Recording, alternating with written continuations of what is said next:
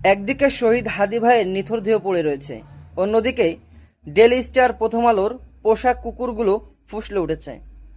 আফসোস, তার এই জিনিসটাই এখন বড় ইস্যু করে ফেলাইছে।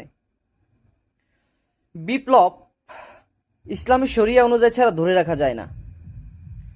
ইসলামী শরিয়া অনুযায়ী ছাড়া কখনোই বিপ্লব ধরে রাখা যায় না।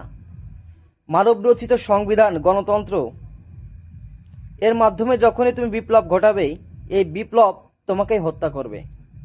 এটাই বাস্তব, এটা তোমাকে মেনে নিতে হবে।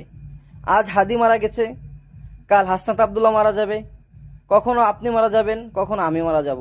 কেন, গণতন্ত্রের সিস্টেমটাই এমন। আপনারা দেখেন যে আমরা আমরা আপনারা সবাই মিলে যে বিপ্লব ঘটাইছিলাম, যে শহীদ হয়েছে আজকে হাদি ভাই। আচ্ছা, আপনারা বলেন, এই যে আইন উপদেষ্টা যাদেরকে আমরা ক্ষমতায় বসাইছি, ডক্টর ইনুস, যতগুলো নেতা বলেন, উপদেষ্টারা বলেন, এই আইন উপদেষ্টা কি জানতো না যে হাদিকে যে গুলি করেছে তাকে রায় দেওয়া হয়েছে? জানতো, অবশ্যই জানতো, কিন্তু দেখেন সে বলি নাই। কারণ গণতন্ত্রের সিস্টেমটাই এমন। আপনি এই বিপ্লব তখনই ধরে রাখতে পারবেন যখন এই গণতন্ত্রকে লাথি মেরে, এই গণতন্ত্র সংবিধান, মানবরচিত সংবিধানকে যখন লাথি মেরে এক আল্লাহ সুবহানাহু ওয়া তাআলার দিন শরিয়াকে যখন আপনি আপনার বিপ্লবের এক মাপকাঠি মানিয়ে নেবেন, তখন আপনি এই বিপ্লব ধরে রাখতে পারবেন। আর এই বিপ্লবই আপনাকে সঠিক পথে নিয়ে যাবে।